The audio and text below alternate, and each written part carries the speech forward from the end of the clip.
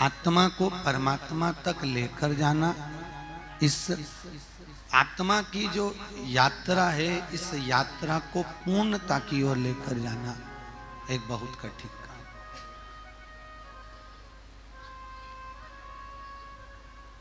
क्योंकि ये मन बड़ा चंचल है, कैसे तेरा भजन करूं, जितना इसे समझाऊं उतना ही मचलता। ये आत्मा जो परमात्मा की ओर अग्रण्य है, ये आत्मा जो परमात्मा की ओर आगे बढ़ रही है, मार्ग से निकलकर ना जाने काम, लोभ, विषय, वासना, आसक्ति और तृष्णा के इन सभी राहों से निकलती निकलती यह परमात्मा के मूल बिंदु तक पहुंच रही।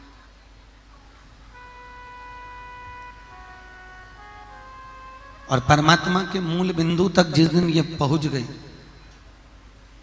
उस दिन जीवन का सर्वाधिक सुख की अनुभूति मनुष्य को होती।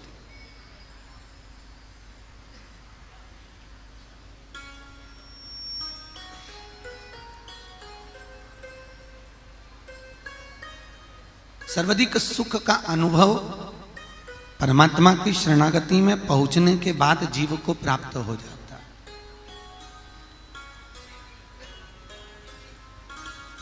वो कहते हैं ना,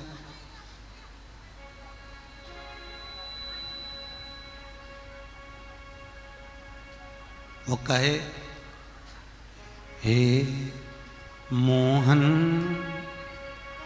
चलिया माधव, हम भी दिल तुमको दे बैठे।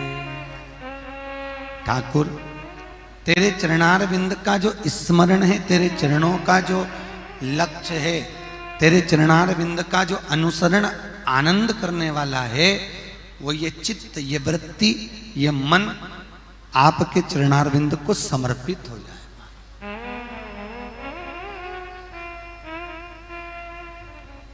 ये मन वहां लगा रहे।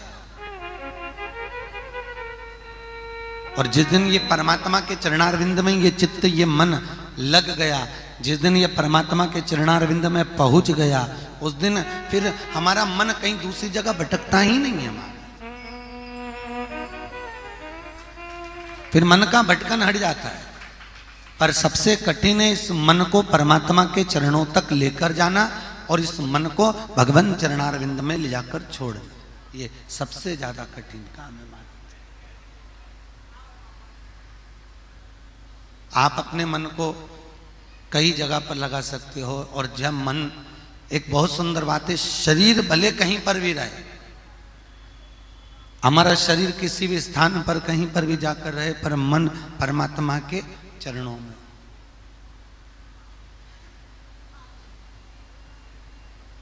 भगवान के चरणों में लगा। एक सास और एक बहू, दोनों में बड़ा प्रेम था, और इतना अधिक प्रेम, इतना प्रेम कि दोनों एक दूसरे के बिना रहती नहीं।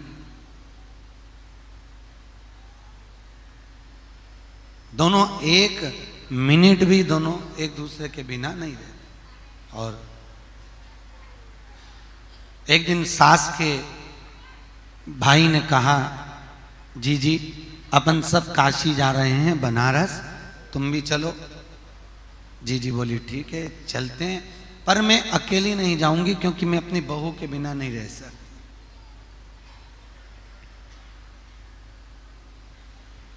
अगर मेरी बहू चले तो मैं भी काशी चलूं, नहीं तो अकेली तो नहीं जाऊं।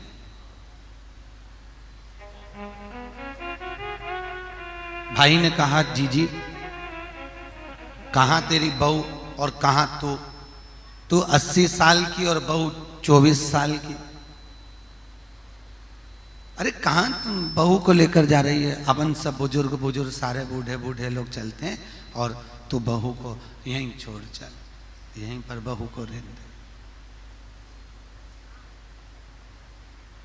बहू यहीं पर ठीक है। अब सास की आंखों में आंसू भर गए। इतना प्रेम था सास और बहू का कि मैं बहू के बिना जा नहीं सकती। नैनों में अश्रु थे, आंख में आंसू भरे थे। बहू ने कहा, मां अगर मैं नहीं जा सकती तो क्या हुआ, कम से कम तुम तो काशी घूम कर आइए, आप तो जाइए। मान लो मैं नहीं जा रही हूं तो आपको तो जाना चाहिए, जाओ। सास बहू दोनों गले लगकर खूब रोई, खूब रोई, जैसे एक माँ बेटी गले लगकर रोती। सास चल दी, ट्रेन में बैठ गई और ट्रेन में बैठी तो सास ने पर्स खोला। पर्स खोलकर देखा तो अलमारी की चाबी तो अलमारी में लगी की लगी छूट गई, चाबी अलमारी में रह गई। काशी पहुंच गई, मन कहां लगा हुआ है उसका, वो अलमारी की चाबी।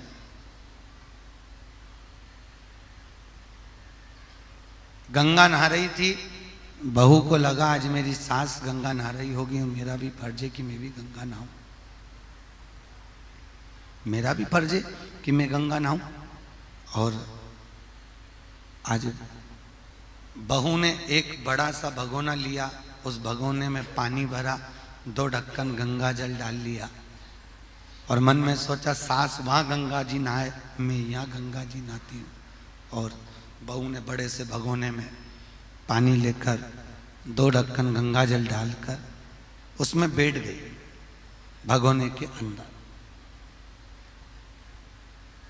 सास चाबी की याद कर रही थी, गंगा जी में साबुन लगाकर नहा रही थी, हाथ में जो अंगूठी थी वो भी फिसल गई।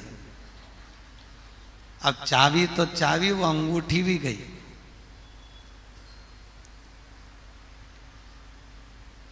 बहू जो तवेले में बैठकर नहा रही थी, बहू के मन में आया, उसने कहा, हे गंगा मैया, मैं तो पापन, मैं क्या बताऊं, मेरा खूब मन था आने का, पर मेरे मामा ससुर नहीं माने, इसलिए गंगा मैया आप स्वीकार करना, मैं इस भगोने में आपका 2 ढक्कन गंगा जल डालकर नहा रही हूँ, यही समझना कि मैं काशी में स्नान कर रही हूँ। और बहू ने पात्र में स्नान करना चालू करा और जैसे ही स्नान करना चालू करा, स्नान करते ही जो अंगूठी सास की गंगा जी में गिरी थी, वही अंगूठी सास की उस भगोने के अंदर आकर बहू को मिल गई।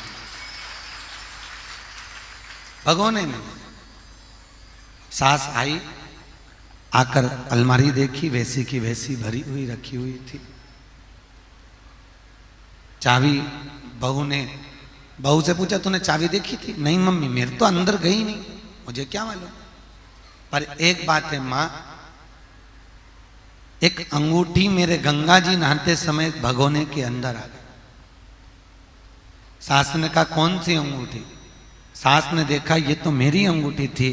सास ने बहू को गले से लगाकर कहा, बेटा मैं शरीर से काशी होने के बाद भी गंगा नहीं नहा पाई और तुम मन से भगोने में नहाने के बाद भी गंगा को घर तक।